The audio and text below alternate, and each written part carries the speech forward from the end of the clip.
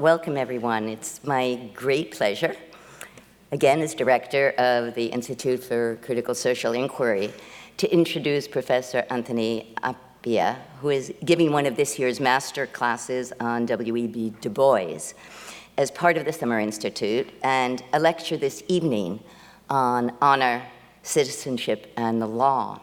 For those of you who were here last evening, I'm not sure how many we have coming back, we had the opportunity to listen to Professor David Harvey, who shared with us a small part of his decades of concentrated work on the figure and the writings of Karl Marx.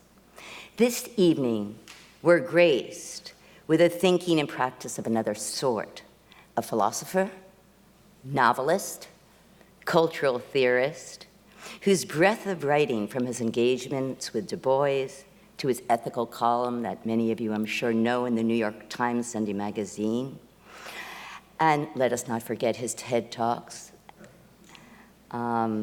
is of such an expanse and of such elegance, it's hard to know where to begin in placing his enormous contribution to our intellectual and ethical lives.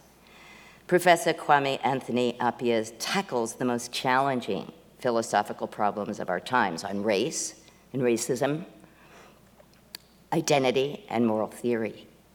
If last night David Harvey offered us the brilliant, if bleak sense, I really underscore that, of the ever-encompassing exhilaration of capitalism and our subsumption to it in every corner of our lives, Professor Appiah's luminous work seeks to find moments of hopefulness, I think. I mean, that's how I see his writing. It's just, can you find that little crevice where there's a possibility for us to imagine something better?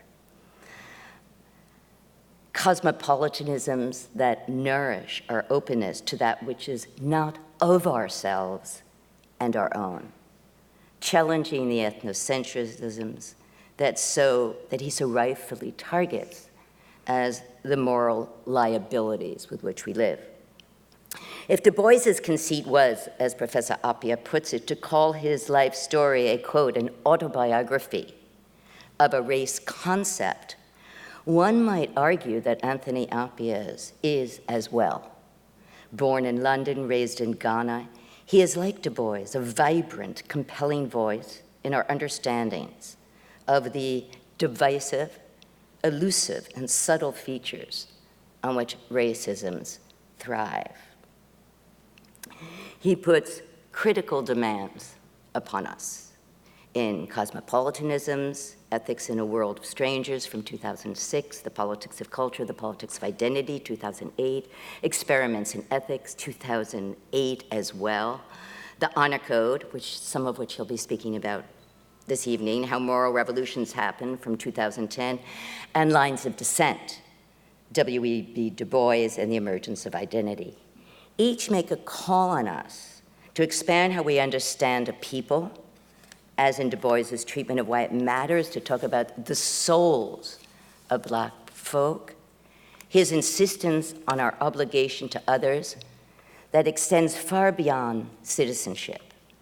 And again, a cosmopolitanism that doesn't need to do away with the treasures of locality, but that seeks sources of and resources for more capacious, inclusive, shared sensibilities within them. Having taught philosophy and African American studies at the University of Ghana, Cornell, Yale, Harvard, Princeton, Professor Appiah, the quintessential global intellectual, is now just down the street, a professor of philosophy and law at NYU. He writes at the end of his very tender biography, and I really think it is a tender one, of Du Bois in Lines of Descent, that Du Bois in his final, less hopeful, more radical years actually, might still have been inspired by his former teacher's message that, I quote, loyalty to lost causes is one of the most precious influences of human history, unquote. One can't help but imagine that Anthony Appiah and Du Bois share more than their reverse trajectories between Ghana and the US.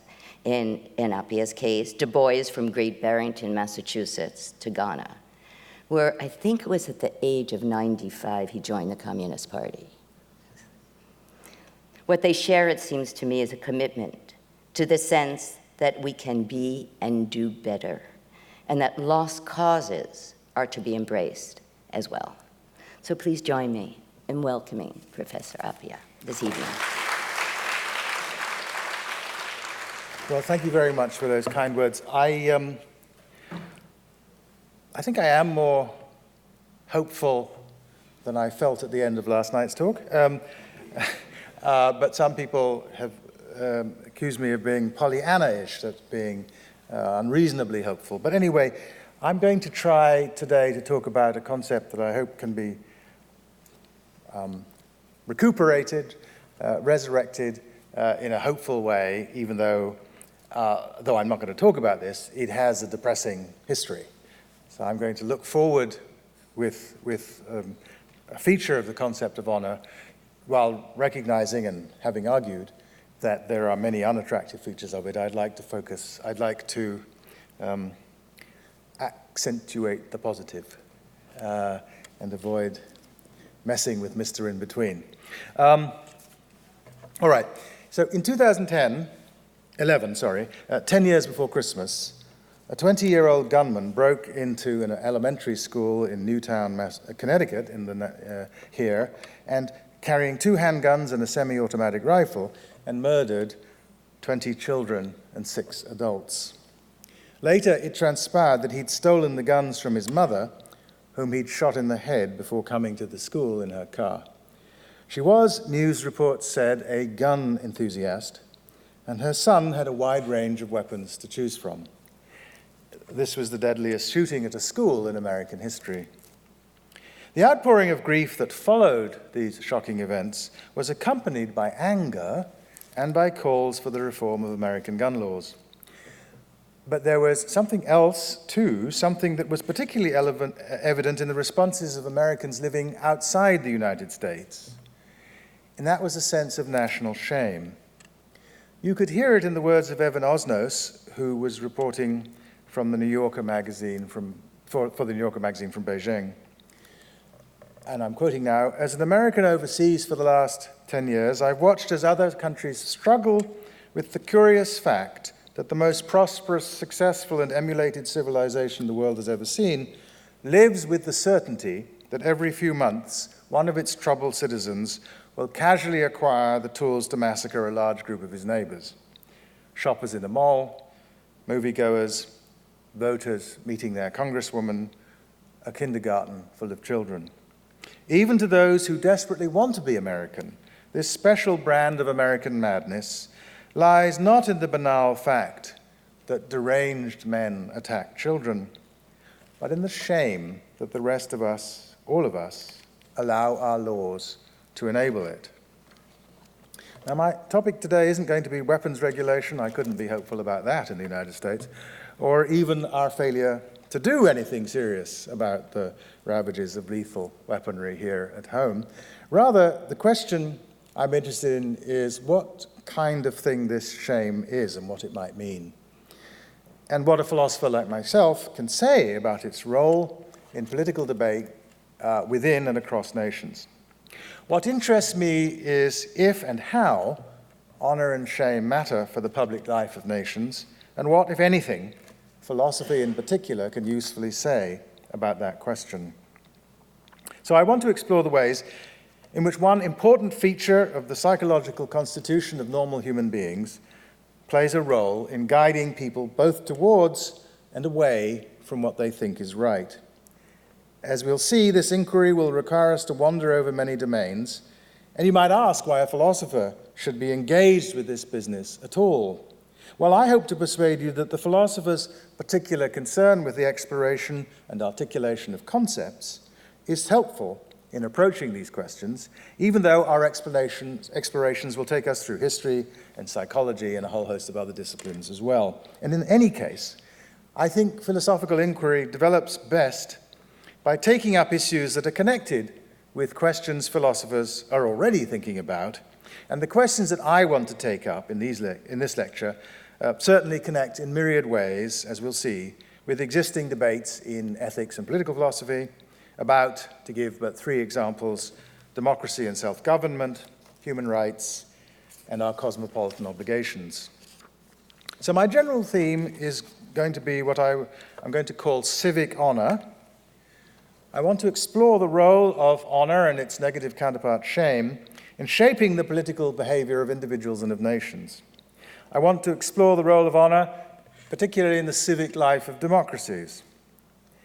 But I need to tell you something first about what I mean by civic honor, and to do that, I must first sketch a general account of honor as it's been conceived by, in European philosophical traditions. But it's worth observing, before going that way, that there is a related history of reflection on something very like honor in the traditions of East Asia. Mianzi in Chinese, which is usually translated as face, is a concept that connects closely to the issues of respect and self-respect that are central to Western thought about honor.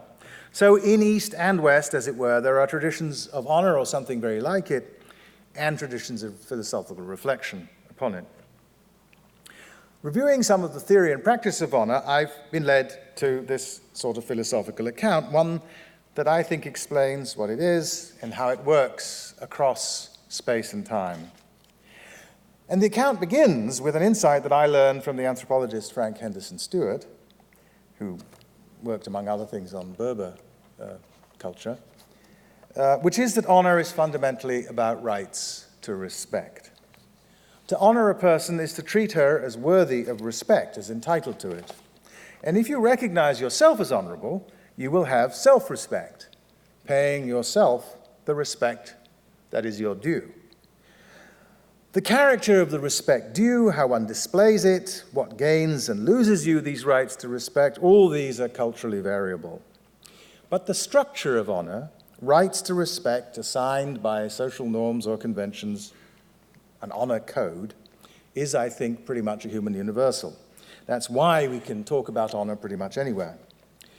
And I'd like to ask those of you who are skeptical about the word honor, which is reasonable given some of the history that I haven't talked about, to be clear that what I'm talking here about is essentially, as I said, about social codes that assign rights to respect. And while you might not like the word honor, you surely cannot be against the idea of rights to respect. Nor is it reasonable to doubt that there are codes about what entitles you to respect in most, if not all, human societies. So I'm going to go on calling it honor, but I don't want you to be put off by the word. I want you to think about rights to respect. Sometimes you have honor in virtue of, as it were, what you are. So if you're an emperor or a mother or an English gentleman, you can have honor in virtue of that. On other occasions, you get it because of something you've done, a heroic act or getting a high score in the exams. Often there's a little bit of both, as with the Confucian Junzi, who is etymologically the son of an aristocrat, which is something you are, but is someone who's worthy of respect in part because of his wisdom, loyalty, and self-control, which are all achievements, things done. And as I said, honor is something you can lose if you breach the codes that govern it. Losing honor leads in those who care about their honor to the feeling of shame, because shame is the proper, appropriate response to your own dishonorable behavior. The appropriate response from others to your dishonorable behavior is first, of course, to cease to respect you. You've just lost your right to respect. And then actively to treat you with disrespect. And there is a fine old English verb for that kind of active disrespect, which we don't use much anymore, which is to contemn, to treat with contempt. Respect and contempt for one person can be the result of things done by others, because your honor is always your honor as a person of some social identity. You gain honor, for example, for and from your family or your country or your profession. And what that means is that others who share your identity, fellow members of your family, fellow citizens, professional colleagues, can be entitled to share in the respect that is due for what you have done. One can feel, one can be honored in virtue of the activities of a fellow citizen or a fellow professional. So identity matters to honor in two quite distinct ways. First, you may share in the honor of those whose identity you share, This point, that honor can be collective as well as individual, will be central to my argument, and I'm going to return to it again and again. But it's important to see that identity matters in a second, quite distinct way, because identity also determines what the codes of honor require of you. To pick the most obvious kind of example, gender identity plays a crucial role in fixing what many codes of honor demand. In 18th century England, the codes of honor required men, but not women of the upper classes, to answer challenges to a duel from other gentlemen, but not from ladies. A lady couldn't successfully challenge a gentleman to a duel. She couldn't even challenge a lady successfully to a duel. They also prohibited dueling among what in the 18th century would have been called the lower orders, and if a gentleman was challenged by a man who was not a gentleman, the right response was not to accept the challenge, but to beat the challenger with your horsewhip. Why a horsewhip? Because a horsewhip is something you have if you have a horse, and a gentleman is someone who rides on a horse into battle, as opposed to lower orders who go into battle on foot. So the penalty for breaches of this code, failing to behave in the ways I just specified, was loss of honor. You lost the right to be respected. So codes of honor govern people of particular social identities and determine how they should behave, and more particularly how they should respond to people both of their own identity and of others. And I give this example because, of course, this is one of the unattractive kinds of honor. This is one of the unattractive ways in which honor has operated in the history of Europe and in the United States. We lost Alexander Hamilton to that kind of honor. Now, to be respected is to be respected by somebody, and usually honor doesn't seek the respect of everyone. What matters is the respect of a particular social group, what I'm going to call an honor world, a group of people who acknowledge the same codes. But while honor is an entitlement to respect, a person of honor cares not, or at least not only, about being respected, she cares about being worthy of respect. For the honorable person, honor itself is the thing that matters, not honor's rewards. It's something you care about for its own sake. You want respect, but only the respect that you're entitled to. This is a thought that was expressed a long time ago, actually, again, just to revert to the Chinese example, by Confucius in the Analects, where he says, "I'm not concerned that I'm not known. I need to be worthy to be known." He's not interested in whether he is known. He's interested in whether he's worthy to be known. So there's a final element of the picture that I want to sketch, which is that an honorable person wants to do what is worthy of respect according to the rules, and doesn't conform to the code of honor merely in order to get respect. That's why you only want the respect you're entitled to. I think of this as the Bernie Madoff problem. Bernie Madoff wanted respect to which he wasn't entitled, so that's a very special kind of dishonorable behavior.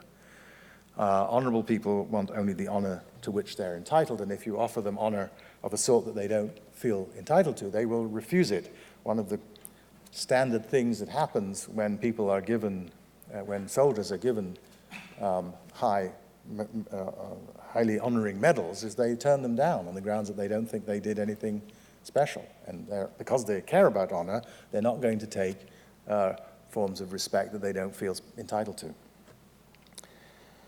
Now, suppose you share a social world in which many people do have a sense of honor. That is, many people are concerned about whether they're entitled to respect and want to be entitled to respect. It's important to see that even if they're all aware and convinced that they're morally required to do something, their senses of honor give them further support in actually doing it. Suppose, as is actually quite common, that the codes of an honor world grant a right to respect to those who deal honestly with other people, something which is also, of course, required by morality. If a person is tempted to lie or cheat or steal, she will have a variety of reasons for resisting this temptation, and the most basic reason is just that it would be wrong. But if she has a sense of honor, she will also want to maintain her right to be respected. And so she will have a further reason for abstaining from wrong, namely to maintain her honor. She wants to be worthy of respect, and so she won't do what loses you that right, and she wants to be worthy of respect, actually, whether or not anyone in fact respects her. What she cares about is being worthy of respect. So both duty and honor provide her with reasons that have nothing to do with anyone else's actual responses to her, reasons that are, in that sense, internal.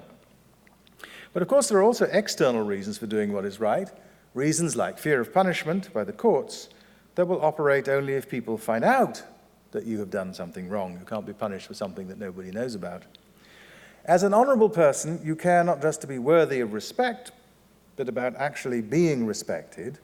You want to be respected both because the respect to which you're entitled is a human good, and also because if people cease to respect you, they will, of course, treat you badly. So when others know that you have done what is honorable, you will gain external support for your honesty from the positive regard you get from others. A sense of honor will prohibit you from seeking respect without deserving it, but it will permit you, it will even encourage you perhaps, to hope for, indeed to expect and take pleasure in the respect that is due from others when you do, in fact, behave honorably. So these considerations show that honor can give you additional reasons to do what is right beyond the fact that it is right. But honor can also give you reasons to do things that are not right, and this is another problem about honor, either because they're wrong or because they're just morally indifferent. Nobody, I hope, pursues scholarly excellence, which is surely morally indifferent, merely in order to get honorary degrees. But those degrees are one of the rewards of great academic success, as is, more importantly, the respect of colleagues who think your work makes it right to respect you. Similar thoughts apply to the honors gained by success in sports and other professions and vocations. Now, as I said, honor can be both individual and collective, and the civic honor that I want to be discussing takes both forms. The individual form is a kind of honor due from citizens of a state to one another. It is governed by social codes associated with the political and public life of a society. That's what makes it civic.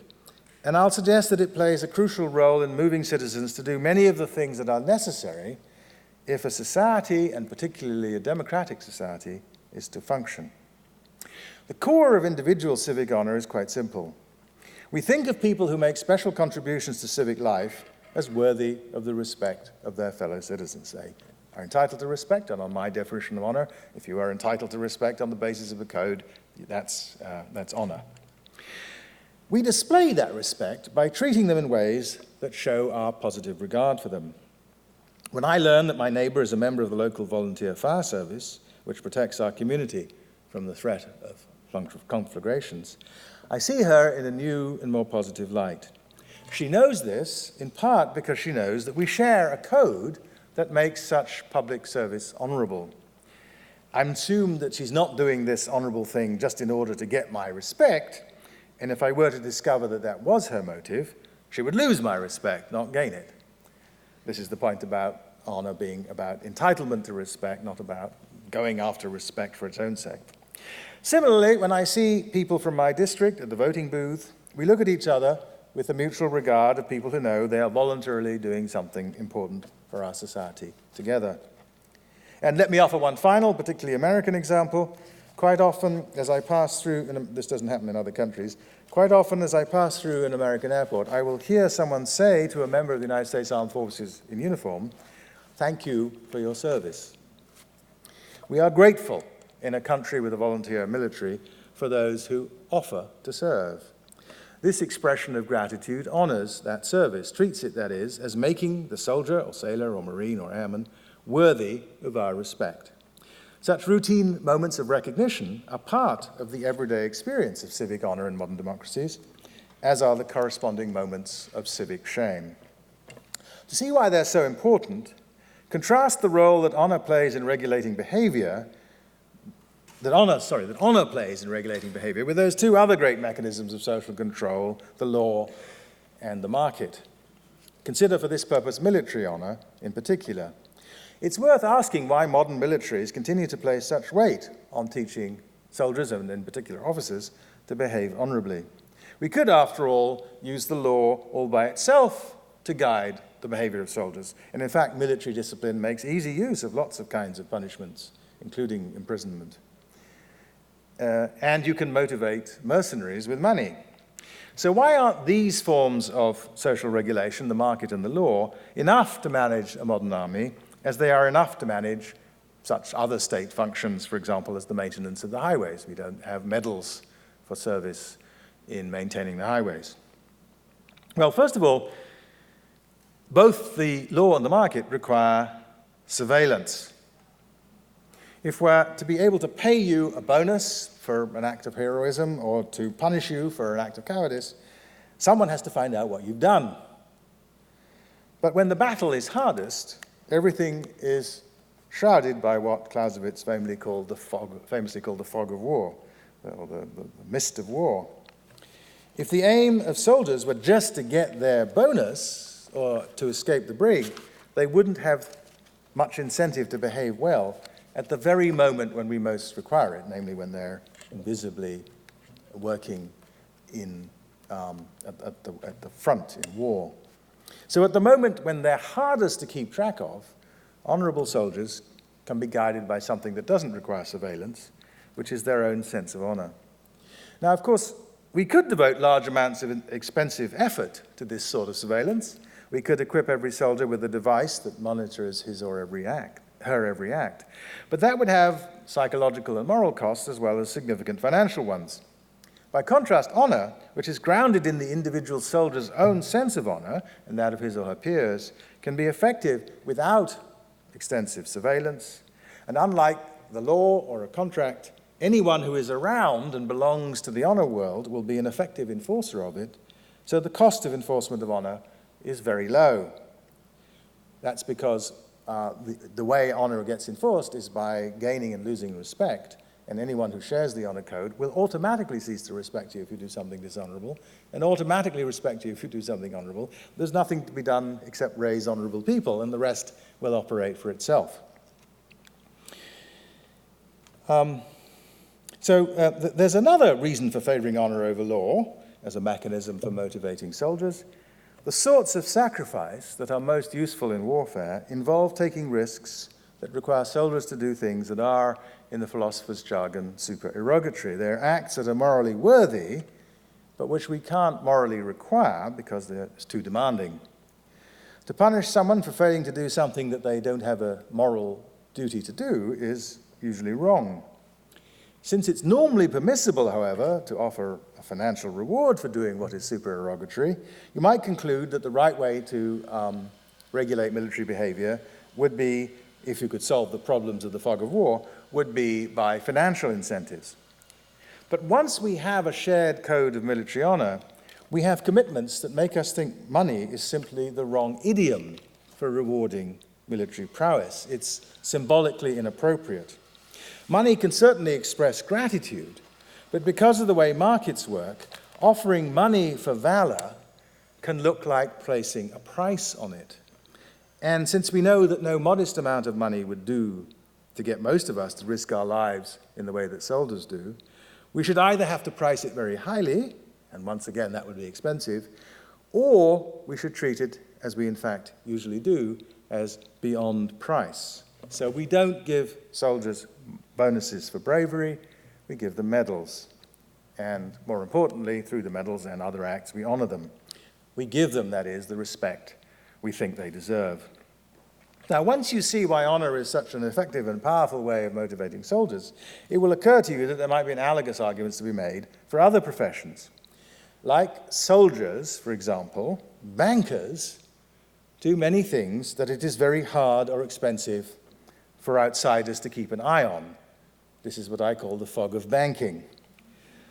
So the behavior we want is, like military heroism, both supererogatory, that is, we can't demand it, and hard to survey. And as we saw in the crises in the American economy at the beginning of this millennium, the behavior of individual bankers seeking to make profits can, in the aggregate, impose enormous costs on everybody. Part of the resentment many ordinary Americans, I think, felt about the behavior that led to the collapse of the US housing market in 2008 was the result of the fact that the discreditable behavior of irresponsible lenders was so shameless.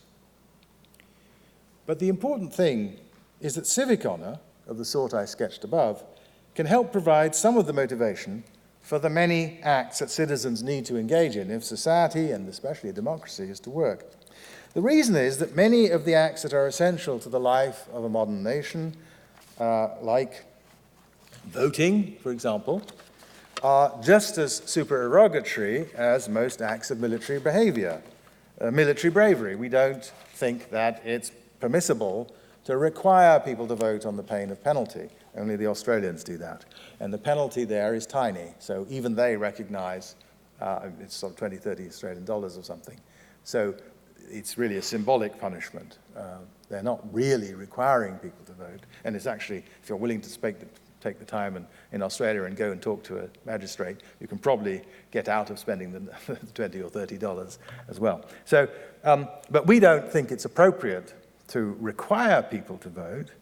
We certainly want people to do so, but we think it would be wrong to punish them if they didn't. So it's supererogatory.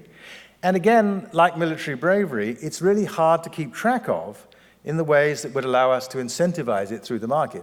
Because, of course, what we want is not just for people to vote, which we could pay for. We want people to vote responsibly. And how would you keep track of that? How would you tell? How would you reward the people who are voting responsibly? What would you need to know about them? Well, the answer is it would be really hard to tell. It would require extensive and expensive surveillance, and it would be unbearably intrusive. So, as with soldiers, if the rewards were to be substantial, the incentives themselves would also have to cost a great deal. If you really wanted to pay people to vote, you'd have to pay them a lot, especially if you were trying to pay them to vote responsibly, because they'd have to spend more time than in the voting booth. They'd have to read the newspapers properly and remember to switch off Fox News and so on. So a code of honor, once established, does the job.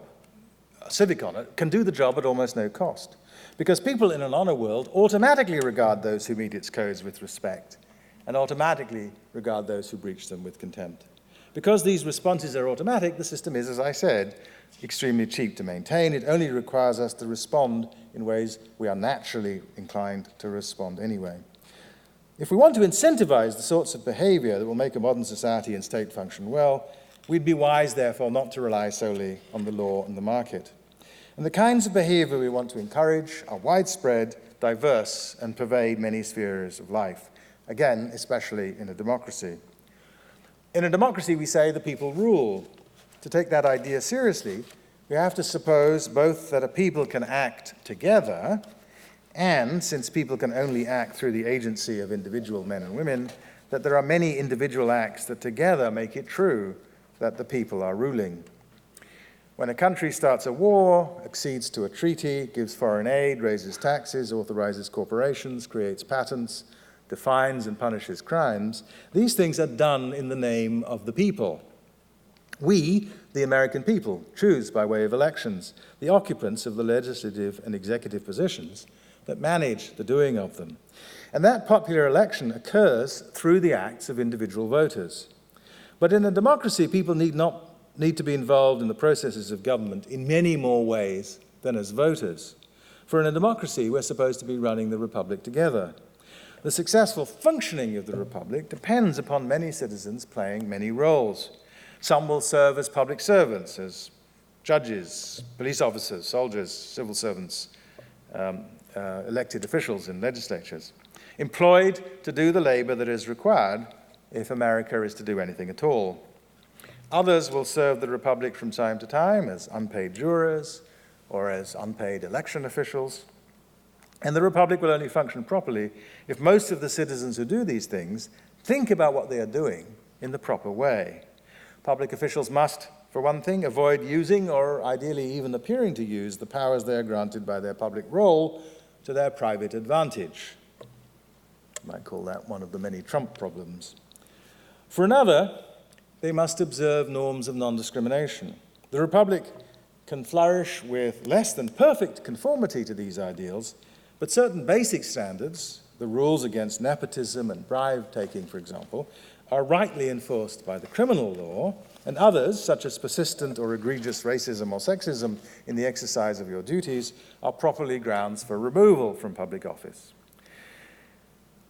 So if we don't demand absolute conformity, we can still nevertheless insist on certain standards, certain basic standards. And we must, or the Republic won't be able to work. Indeed, it will degenerate into something that is no better for many than tyranny. But as I've already remarked, one central task that must be performed, among all these many tasks, if the Republic is to flourish, is voting. Among the major reasons that democracies are better places to live than tyrannies is the fact that we can change our rulers from time to time. That disciplines those who are, for the time being, exercising authority. And effective lifetime guarantees for incumbents, or be able, once they arrive, to steer the state's resources to those who will continue to vote for them in return, exposes people to temptations it is hard to resist. So it's important that you should be able to throw them out. There are other conditions that must be met if there is to be a reasonable sense of accountability. Voting districts need to be designed so there is a reasonable chance of incumbents being removed if enough voters are dissatisfied, for example. So there are constraints on the design of districts. Replacing them has to have a prospect of leading to change in actual policies. So if you have a country that's run by two parties, but they're really two branches of the same party, you don't really have the disciplining power of democracy. The current system in the United States, with its partisan districting and divided government operating with parliamentary-style parties, doesn't meet these two conditions, as far as I can tell. But even if they were both met, the discipline of the threat of removal only works if voters' choices are responsive to what elected officials do. It may seem obvious, but that has to be so. And that requires, first, that there be reliable sources of information about what elected officials are doing, and second, that the voters pay attention to that information. Neither of those by itself will do. The information must be roughly reliable, and people must pay attention to it. If either of those fail, you can't be disciplining people, the elected officials. Now, the first of these conditions means that someone actually has to investigate and report on public affairs, paying attention to what is happening, deciding what is important, and making it known. So we need the freedom of expression promised in Article 19 of the International Covenant on Civil and Political Rights, and we need a free media that takes its job seriously. But the second condition requires that citizens actually aim to vote in ways that are guided by the information provided by a free and serious press. We can survive if some journalists don't care about the truth or are toadies to those currently in office. We know we can because all the major democracies survive with some media that suffers increasingly from each of those vices. We can survive if some voters don't bother to vote or vote without knowing what the rulers are doing. This we know too from political experience in the same democracies. But without a lively world of journalism governed by respect for the truth, the electorate cannot do its job, and even with it, only an electorate that takes notice of journalism, the right journalism, will be able to act together to discipline those who rule. So these are examples of the many different ways in which citizens participate in the activity of the Republic, and if enough of us do it well enough, we will gain the advantages of democratic rule. It is, I think, the participation of the ordinary citizen in ways like these that is the literal reality that makes it figuratively true that the people govern. The workings of the Republic are in these complex ways the outcome of these things that citizens do. But that means that those who don't participate in any of these ways are what we call free riders on the contributions of those who do. They're gaining the advantages of a shared practice without contributing to the burdens, like the literal rider on the public bus who doesn't pay his or her fare. Free riding of this sort is generally speaking wrong, and it wrongs particularly those who are contributing their fair share. Acts of this kind tear at the delicate fabric of the political bond, which is, in a large-scale modern society, always a bond between strangers. When members of a community fail to contribute in this way, they lose the right to the respect of their fellows. And since, as I've said, honor is basically a system of rights to respect, and shame is the proper response to the loss of such respect, such a right, it is shameful not to participate in these ways. I think we can demand morally that those citizens who have the capacity participate in specific ways. In requiring jury participation on pain of penalty in the state of New York, as in the United Kingdom, we make exactly such a demand. It's important to see that these legal demands on us as citizens are different in important ways from many other exigencies of the law. The demands of the criminal law, or the law of torts and contracts, are not demands made on us as citizens. They apply to everybody within the jurisdiction, whether they're citizens or not. Obeying those laws is not part of the business of self-government in the way that helping to make the law through politics, or administer it as jurors, or defend it as police officers or soldiers is. The question, what forms of participation in the life of the people we can demand, is harder, I think, than the question why we can ask individuals to obey just laws. So it isn't easy to say when a law-abiding citizen who's not participating in the life of the Republic in some particular way is doing something that is morally wrong. And it is hard, as a result, to be sure what forms of participation, such as jury service, we have the right to demand on pain of penalty. But honour comes to our rescue here. For citizen honour is not something we owe to all. What we owe morally to each person is the respect due to their humanity, their human dignity. But how we honour each other as citizens is in good measure, morally speaking, up to us. The rewards of civic honour can be reserved for those who do more than what is morally required, and we are free, looking at it the other way round, to impose the penalties of dishonour on those who have not done anything morally wrong, provided they have fallen below the standard we have set for good citizenship. We may not have the moral right to punish bad citizenship with the coercive power of the state, but honour has its own logic, and we can shame those whose lapses are not moral but civic. In order to decide what kinds of behaviour fall below the level that entitles you to citizen honour, that is, entitles you to the civic respect of your fellow citizens, we need some ideas about which of the many things a person can do as a citizen are required to earn citizens their due respect. What is the fair share of the burdens of maintaining democracy that each of us owes for this purpose? Once we decide this, we can cry shame against those who are not doing at least their fair share. We should also cry shame against those who do participate, but do so in ways that are inconsistent with the norms that govern our public life. Impartiality for public officials, truthfulness for those in the media, and so on. Honour can operate in the life of citizens not only through their concern for their national honour, but through their concern for their own individual honour as citizens. Some defections from our civic obligations will be dishonourable because they're morally wrong because they involve a failure to contribute our fair share to the common good. So those who are sufficiently motivated by the thought that these defections are wrong will not need the apparatus of honour to keep them doing what they should. Some defections are not morally wrong, but are undesirable, nevertheless, because without certain contributions, the good that democracy brings will be hard to achieve. So what a culture of citizen honour allows us to do is to shape both the behaviour of those who are only motivated by morality and the behaviour of those who are not even motivated by morality, using what Brennan and Pettit have dubbed the intangible hand of social esteem and contempt. There are norms of three kinds governing our involvement as citizens in the life of the Republic. First, there are moral norms requiring that we participate in certain ways, where non-participation is free riding. So you could call these norms of participation. Second, there are political norms governing how we participate, if we do, which we can call norms for participation. They rule out, as I said, corruption in public officials, falling asleep in jurors, and ignorance in voters, and so on.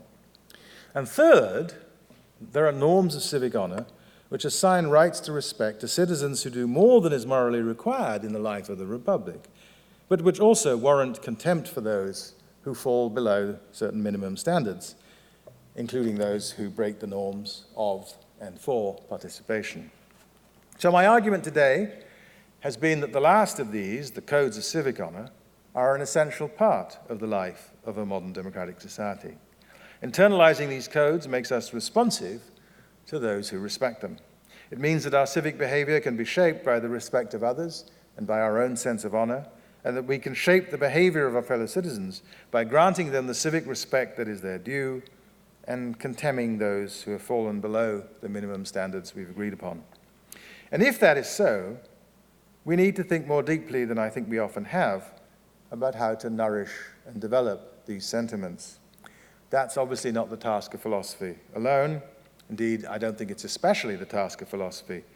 But getting clear about the concept of civic honor is, I think, a characteristically philosophical task, and it is an essential preliminary to the project, which we share with many other disciplines and approaches, of understanding how we can develop in every society the means for raising our children with a sense of civic honor and sustaining it in them when they grow to adulthood. Thank you very much.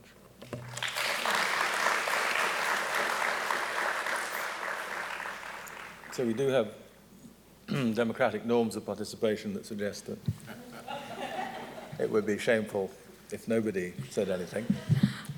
I was really interested in your selection of the example of voting, given the recent just relentless assault on the right to vote across the United States. And I was wondering how promoting a culture of civic or citizenship or civic or citizen honor might mitigate against efforts to disenfranchise in that way. Right. So we used to have methods of disenfranchisement which were very hard to resist. We used to have literacy tests and so on, where white people were asked to spell A-N-D, and African Americans were asked to spell anti-disestablishmentarianism and tell you what the 13th Amendment was to the Alabama state constitution. And those were, so you can't do much. I mean, what you have to do about those is change the law and rise up.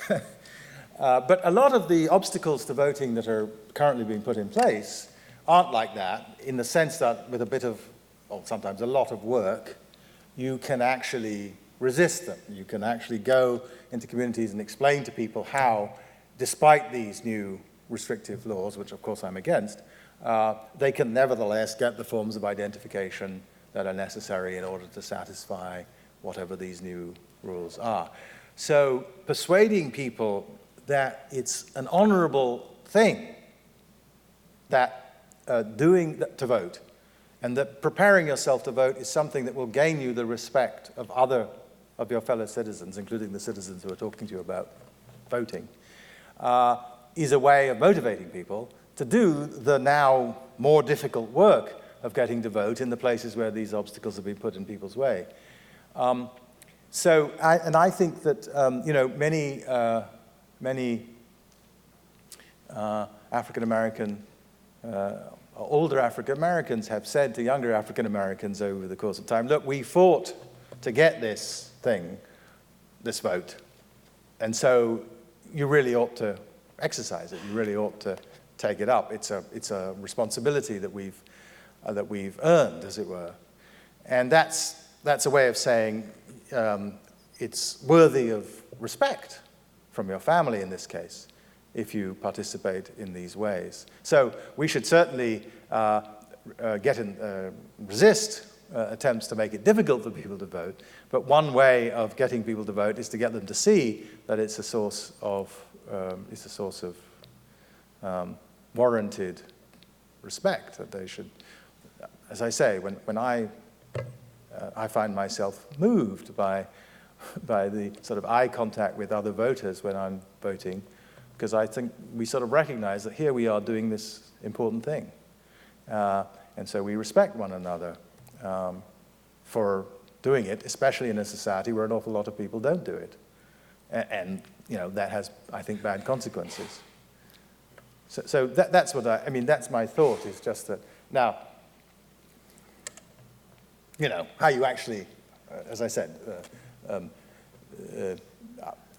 my task in a way is to say what it is to have a sense of civic honor. I'm social scientists of various sorts and artists and various other people, I think, can help us imaginatively to think about how to get people to think of things in this way. But the first thing we need to do, if we believe in this, is to treat with special respect the people who do the things that are required to make the Republic work, of which voting is a preeminent example, but as I said, not by no means the only one. I'm against most wars, but I do think it's appropriate to honor the people who offer to fight them for us, to treat them as having earned a kind of respect. I mean, the alternative to that would be a consistent pacifism. But once you accept that it's okay, in fact, necessary to have people who are willing to offer their lives for your country, I think you owe them a respect. And the same for magistrates and all kinds of police officers who, provided they do their job properly, and so on.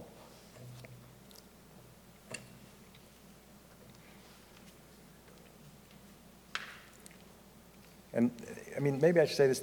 So the thing I said about not worrying too much about the word honor at the start, this can, banging on about honor can make it sound unattractive given the negative features of the history of honor. So, but I don't think it's unreasonable to say that it's important that we have a system which recognizes that we owe due respect to people who do the things that are necessary to make our society work. And that's what I'm calling civic honor. Please. As an outsider, when I'm watching debates from the British Parliament, I see this, what seems like a paradox to me. On the one hand, the way they talk to each other seems often quite disrespectful, and they'll boo each other and so on, but they'll also at the same time have this notion of the honorable gentleman. What do you make of that? Is that real honor, or is that just a false use of the concept? That's a great question. I think it's a use of the concept that's sort of, as it were, parasitic on the real case. So there's a reason why in legislatures it's not a good idea to make extensive personal attacks on other legislatures. That gets you a long, long way away from discussing the content of legislation. And if you're going to be a deliberative body, you'd better discuss the content of legislation and make arguments pro and con. And if you don't have a convention against, just slandering each other, very quickly things are going to degenerate in that direction. So I think that the language of the honourable gentleman, or the right honourable gentleman, if you remember the Privy Council or whatever, that language is meant in part to sort of establish this convention, to maintain this convention, that we don't simply abuse one another. And there are other things you're not permitted to do either in the British legislature or in the American legislature, in the Congress. You cannot directly accuse someone of lying under the rules of the British Parliament or the House of Representatives. You can,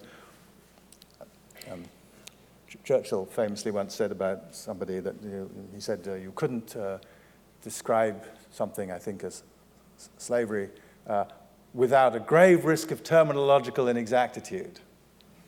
He was saying, what you're saying is false. But he wasn't allowed to say, you lie.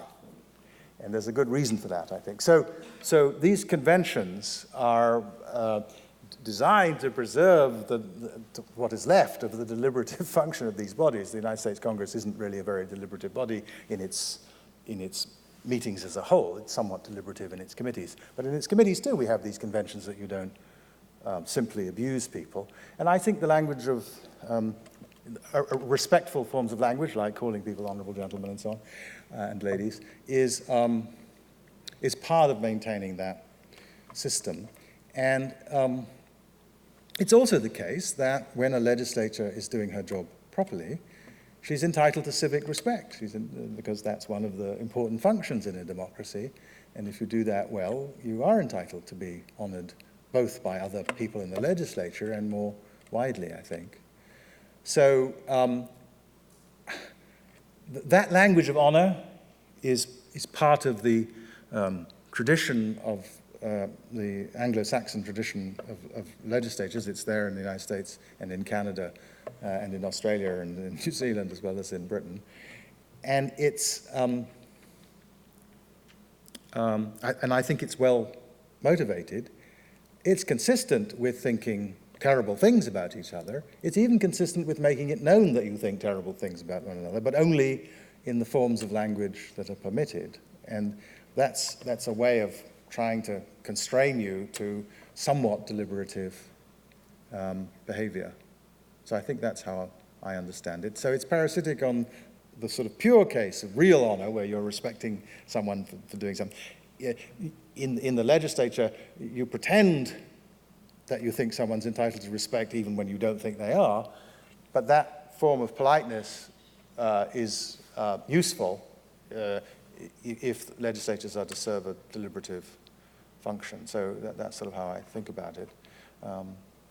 And so when a member of the United States Congress said "you lie" about President Obama to President Obama in one of his addresses to the United States Congress, I thought that was an abuse of a very serious and important part of the tradition of the legislature, and he should have been punished more than he was, I think, for that breach. And I don't think you should say we are going to have a president who will lie regularly to the Congress on all the occasions that he addresses it, and I still think it's appropriate to have a convention that in the legislature itself you don't say that.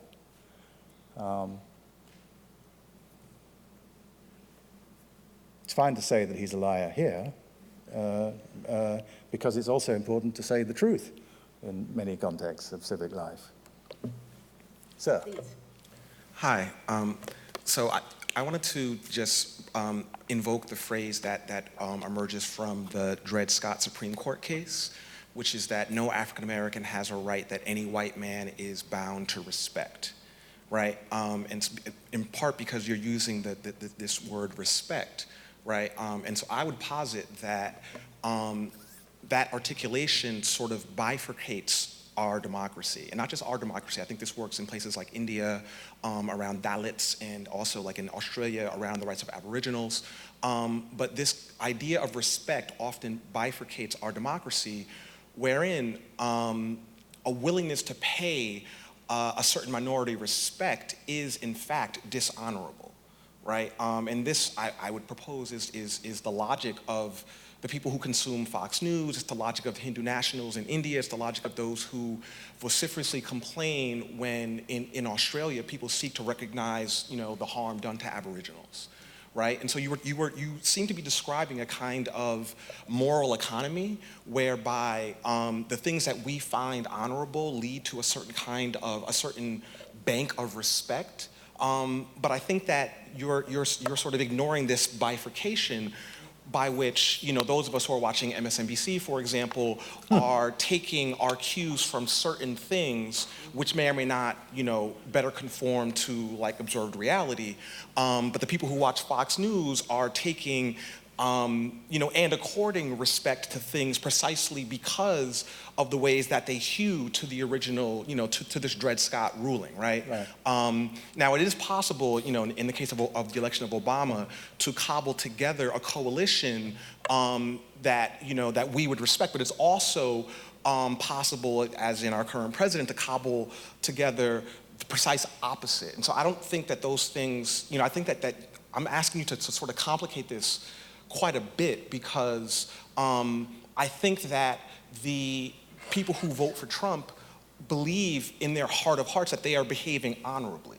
The people who give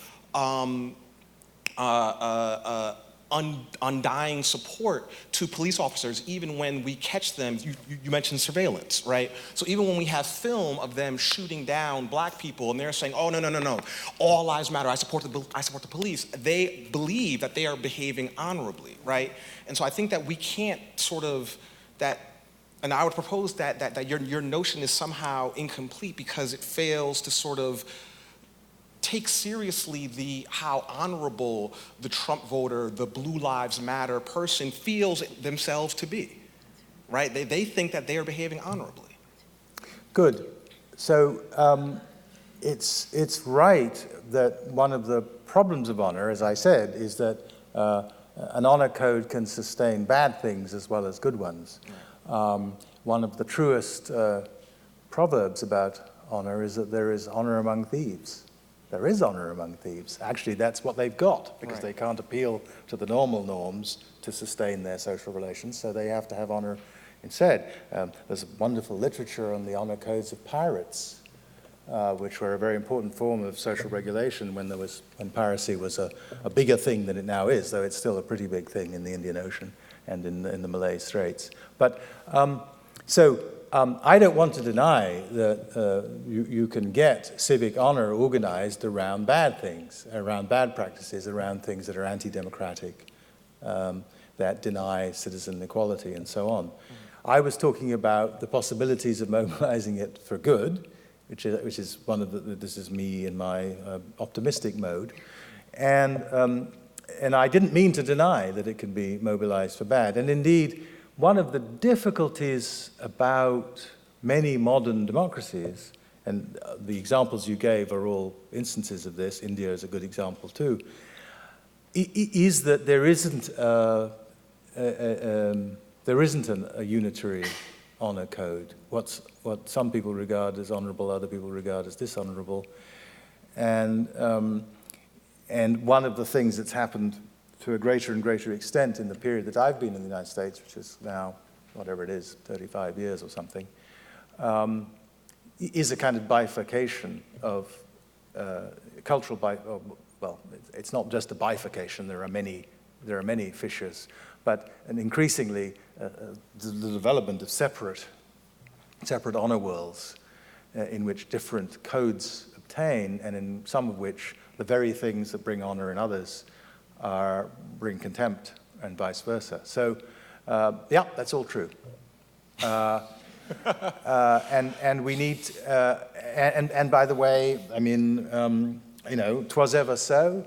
The codes of honor that sustained some of the sort of positive practices like truth-telling and honesty in 18th century England also sustained the vicious class system that denied honor to large numbers, to a majority of the population. You said minorities, but actually many honor codes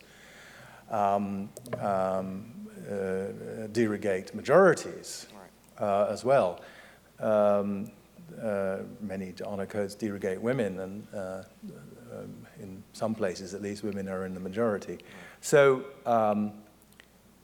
I don't wish to deny that, and that's one of the reasons why, as I said, that, I mean, I think that really one of the first important things to recognize about honor is that one philosophical tradition of thinking about honor is incorrect. The honor system is separate from morality. And one of the signs of that is that it can be in conflict with morality.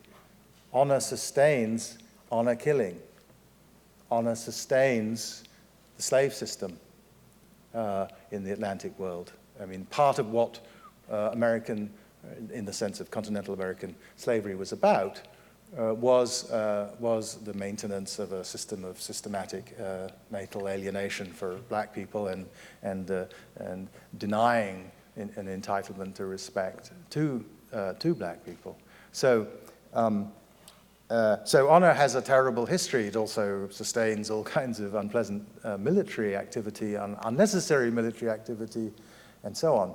So I don't wish to say it can't go wrong. My point is only that our task is to try and create societies in which honor is organized in a way that helps it sustain the things that are needed. And I mean, so one way of thinking about this is to ask,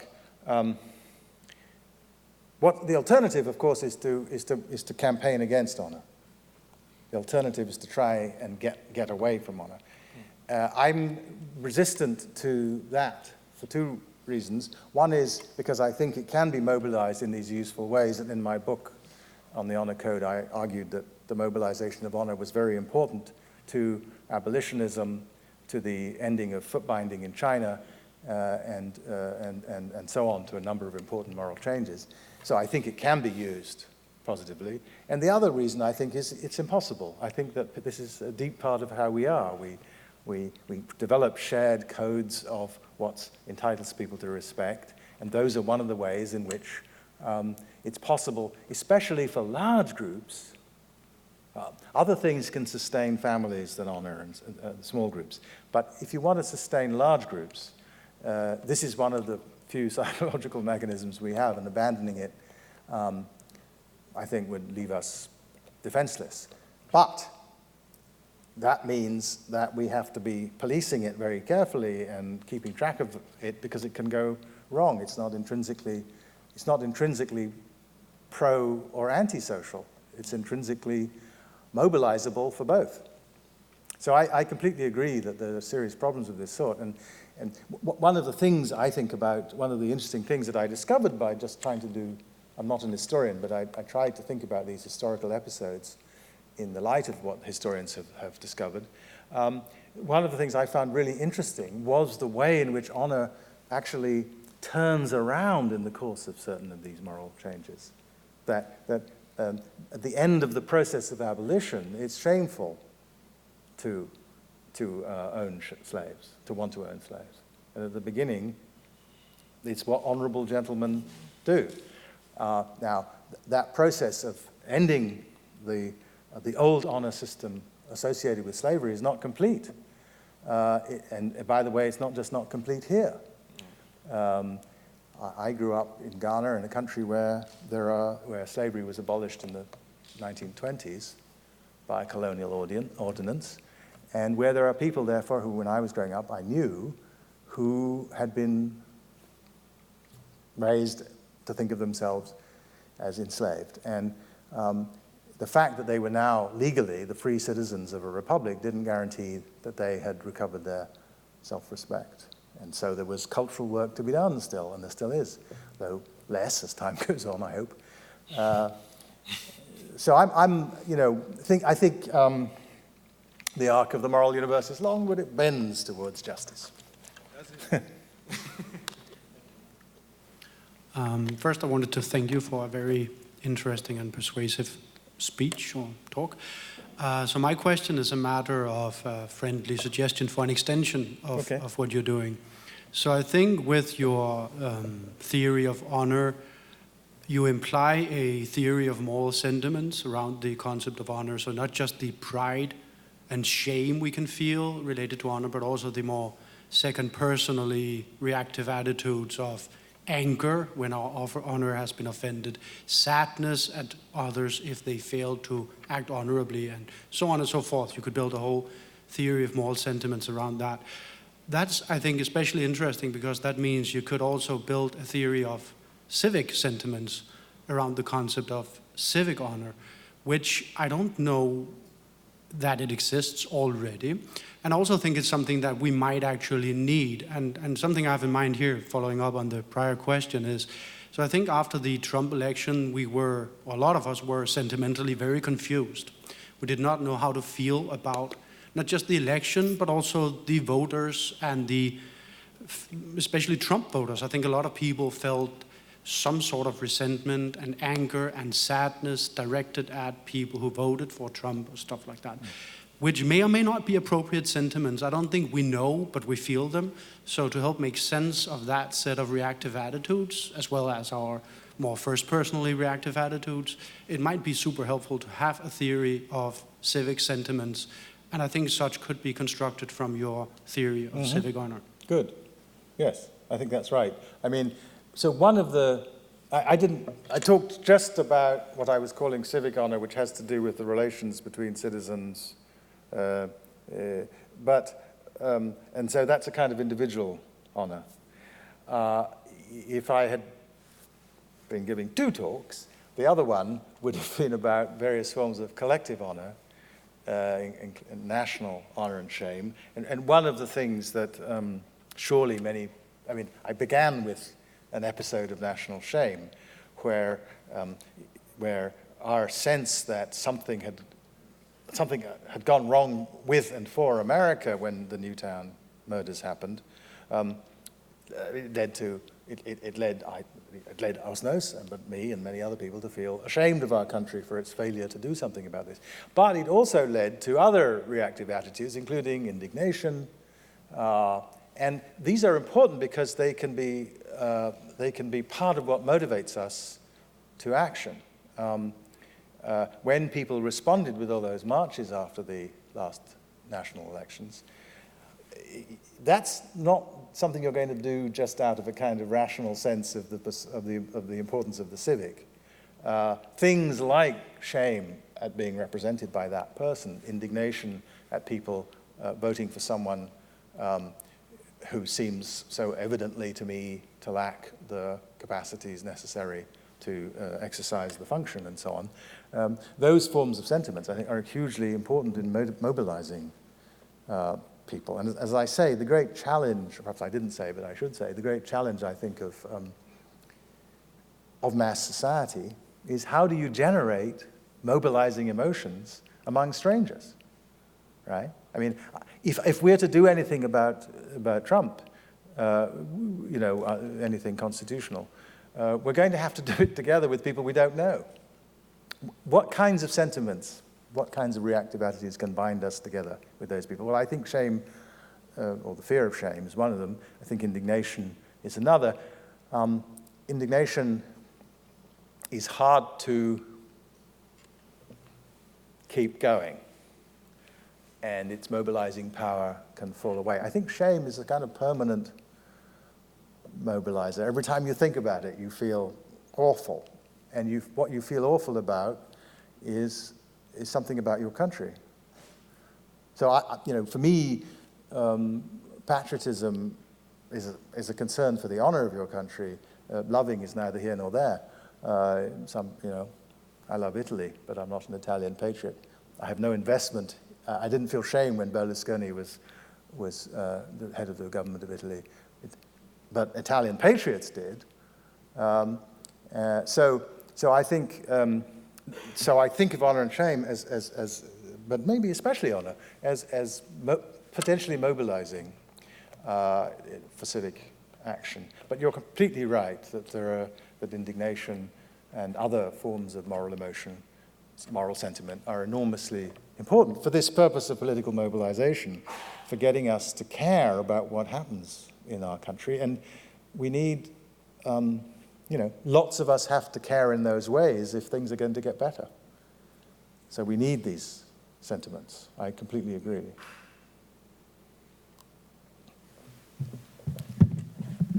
Thank you. Thank you. So I was interested in your example with the military, the way that you set up honor as an extra economic system of values and also a disciplinary apparatus, which we might intervene in and choreograph towards the civic or the social. And my concern is that it seems to me that there already is a system of extra economic values and disciplinary apparatus organized around maybe the sister of honor, which is care and altruism, which reproduces the nonprofit industrial complex and actually serves as a support to the neoliberal state. So I was wondering if you could respond to that.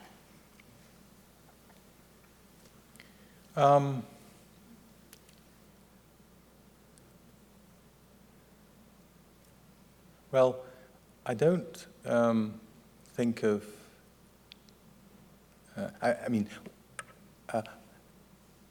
one of the mechanisms that's mobilized in philanthropy is, of course, a very powerful set of institutions of honor. I mentioned Bernie Madoff. I mean, the reason Bernie Madoff wanted to be on all those boards of yeshiva, universities, and foundations, charitable organizations, was because that's a big source of, when you do it properly, it's a big source of honor in our society. Now, you're suggesting, or arguing, that this leads people to behave in ways that have the effect of sustaining bad things about our society. And presumably you think that if we stop doing those things, it might, as it were, accelerate the crisis of the neoliberal state. I don't know whether that's true, but I understand the hypothesis. And I think,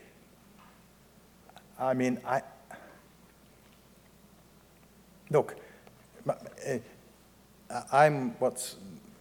philosophers have an ugly word for this, but I'm what's called a sufficientarian. I think that it's a really important task of the state to guarantee a high level of basic welfare to all its citizens.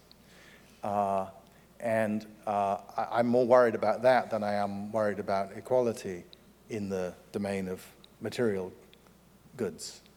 I'm worried about equality in the domain of political goods and symbolic goods, but I'm not so much worried about equality in the domain of material goods.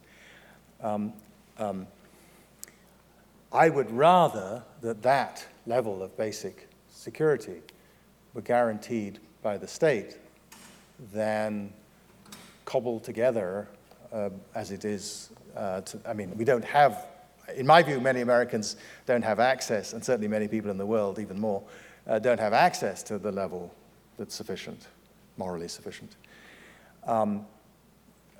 But more do than would otherwise do if we didn't have the system of philanthropy alongside the state that is failing to provide these standards.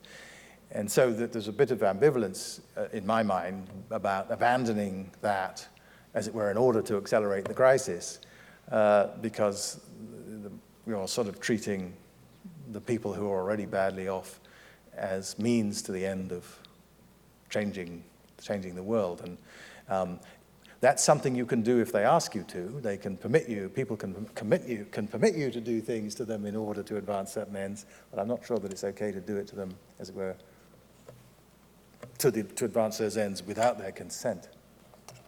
So. I think we just have time for these 2 questions, and that's it. Thank you. Hi. Thank you very much. I wanted to ask a question based on this example of voting as well. As I was listening to your talk, and please correct me if I'm wrong, I kind of understood this civic honor as premised on the notion that people feel they are citizens, feel that they are part of the civic polity. So I guess I wondered whether you saw civic honor as, but certainly I guess, I think we see in kind of the not voting, there are many Americans who don't think that they are citizens of the United States in terms of receiving the benefits of citizenship. And so whether you see civic honor as capable of mobilizing those that don't feel they are part of the polity in the first place. So if my way of thinking about it is right, part of the task of a society in reproducing itself is to sustain that sense of civic belonging that produces a participation in the honor world of our fellow citizens, that makes us think that it matters, that we matter, and that if we participate in the ways that are made appropriate by the code, we will earn the due respect of others. If people, for a variety of reasons, end up not thinking that, then that's one way in which we can say that they don't feel like citizens. They don't have the phenomenology of citizenship, and that's a bad thing. And so it's as it were, part of the task is to figure out now a lot of the reason why those people feel that, many of them, is because of things that are done or not done in relation to their interests. And so a sort of progressive politics around those things, a progressive politics that isn't aimed at the overthrow of the system, but at sustaining people within it, will have to begin by treating people in ways that make them recognize that they are entitled to the forms of respect of citizenship. And that's, again, I mean, I can think of lots of things we could easily do that would help with that, that we're not doing. And you know, I would like to see them done. I would like to do them. I would like to support parties and politicians who want to do those things. And then I think there would be a positive reinforcing cycle, because people who've been brought into that sense of citizenship then participate in the ways that make democracy live and active and able to discipline the ruling groups. It's a related question. I guess it's about the civic part of civic honor. So how dependent is the concept on the fact that you can mobilize it in places where there is a republic or where there is a strong state and where there is a strong sense of citizenship, because I'm from the Caribbean, from Puerto Rico, which is a colony, and many other places in the Caribbean have, compromised states or second-class citizenships kind. So how in that part of the world and other parts of the world where there's a strong sense of a republic, then what are the possibilities of mobilizing civic honor? It seems like it's dependent on this notion of the state. So that's my question. Thank you. Well, it's a bit, I think there are lots of different cases, but one way in which a state gets to be a strong state is by having citizens who support it in these ways through an active sense of citizenship. And so the sense in a colonial state that that it doesn't matter what you do, and that's you plural, not you singular, that it doesn't matter what you do, that things are going to go the way they go. Of course, a state that behaves like that looks strong, but it's actually very, very weak. We discovered this at independence in Ghana. The colonial state looked impressive, and so when the new political elite, the post-colonial elite, took over, they thought they were inheriting a machine that could do all kinds of things. It turned out that the machine could do almost nothing except suppress people. It wasn't designed to deliver social services. It wasn't designed to increase healthcare delivery. It wasn't designed to improve education. And so people came in, and the Minister of Education said, we're going to have primary schools in every district, and the civil servants came back and said, well, thank you very much, Mr. Minister, but how do we do that? Well, they said the colonials were always announcing policies and doing things. They said, yeah, but they weren't. The things they were doing are the sort of things you can order people to do, but that you can't order people to create, the infrastructure of an effective healthcare system or a powerful new economy and so on. So you need. If I were sort of arguing with elites, I would say to them, this thing will all work better, even for you, if you encourage, develop a sense of possession by the people, of the institutions of the state. They mostly won't believe it, but I think they're wrong. This is different from the question whether it's good for people who have a lot of stuff. I'm talking about rule. I'm saying it's good for rule. It may not be good for the class associated with rule, the class that isn't actually ruling but is just living off the fat of the land, as it were. But for governance, effective government requires a sense of citizen, I think, engagement and empowerment. And that will, as that develops, people will develop a sense of civic honor. They will feel, hey, we did that. I participated in that. I helped elect the government, or I helped reduce the government's majority, or I participated in ways that made a difference. So could I play devil's advocate just for our last 2 minutes? Sure. And wonder whether participation in this honor system is actually an act of compliance to a whole normative scheme in which I am being required to participate in, and which Stuart Hall would call a very quintessential structure of dominance itself, that demands that I succumb to voting for X or Y, or do those range of things instead of questioning actually where the power lies. Because what I'm asked to do is because you use the term normative over and over again, the norms of society. What happens, as you know better than I would all know, if those norms are so antithetical to any possibility of justice, and that what one would, why the word honor at all? Which is just a ploy. It could be a ploy. It could be just something that's being used that could play around, have its polyvalent mobility, and be used in any way. What is it that gets us to a form of dissensus that's just not a negative force, that's a virtue in itself? I mean, that's what worries me about hearing about honor. And I know you said, well, it's got that awful history, don't pay attention to that. But even within this modality, I see it as problematic. So, I mean... Why doesn't somebody who's really disenfranchised doesn't want to be honorable? Sure. But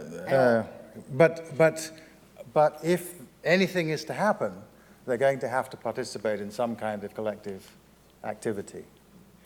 If the state's bad enough, that form of collective activity, which can itself be sustained by the mutual recognition and the rights to respect of people in the resistance, is going to have to use this mechanism to bring people together. It's going to be bringing them together against the state rather than for it. But I don't see how you can get collective action. So I'm imagining a state which we have some, where we're not in a revolutionary mood. Maybe you all are in a revolutionary mood, but I'm not. I'm indignant and I'm ashamed, but I'm not in a revolutionary mood. I'm not interested. I'm not about abandoning the Constitution and assassinating the president. But the movements that will rise up against this within the constitutional system will themselves be groups of people who are strangers. There'll have to be enough of them that they have to be strangers, and they'll have to have a sense that part of what's holding them together is a sense that they have the respect, and because they've earned it, of other people who share the project that they're engaged in. If the project you're engaged in is an adequately democratic state, then you can use this psychology to sustain it. If it isn't, then you have to use it to sustain the processes of revolution and change that will if you're lucky, produce a state that's worth engaging with in these ways. So I think about, I grew up in a country where we had a parliament, and then we had a bunch of soldiers, and then we had another bunch of soldiers, and then we had, for a brief period, another parliament with a different constitution, and then we had a bunch of soldiers again. Throughout that process, people like my father, who was regularly imprisoned in the course of this process, were mobilized by the thought that they had a duty to the country, and they, through that, what held them together as an opposition or as a parliamentary group or various things that he did, was a sense of that they were people who were engaged in a common project, that they had a shared sense of what made you a useful contributor to that project, and that therefore they knew that when they did the things that were necessary to move the thing along, they were going to get the respect of the other people in the movement, just as they respected the people who successfully moved the project along with them. They had to be all along, since it wasn't a democracy, and so you couldn't have the arguments I just gave. Most of the time it wasn't a democracy. It is now, but it wasn't then. They had to be mobilized by a national identification which gave value to participation in sustaining the life of the society, the political life of the society, even when they weren't able to vote, even when there were risks of being locked up or shot or whatever when you did that. And I think that part of what held people together through that, so that now we do have and have had for essentially a generation now, cycles of politics in which the way you get rid of the government is by going to the ballot box, was that sense of shared norm, which was sustained in part by the sense of people who shared the norm, that they respected one another because of their contribution to the end that they shared. And then there's Du Bois, who leaves. Well, he leaves you. He leaves here and comes to Ghana, and is honoured. As I said, I think to some people yesterday, the first state funeral of modern post-colonial Ghana was for Du Bois, because he was an honoured, at his death, he was an honoured citizen of a new country. Thank you, Anthony, for really stimulating talk. Thank you so much. Thank you.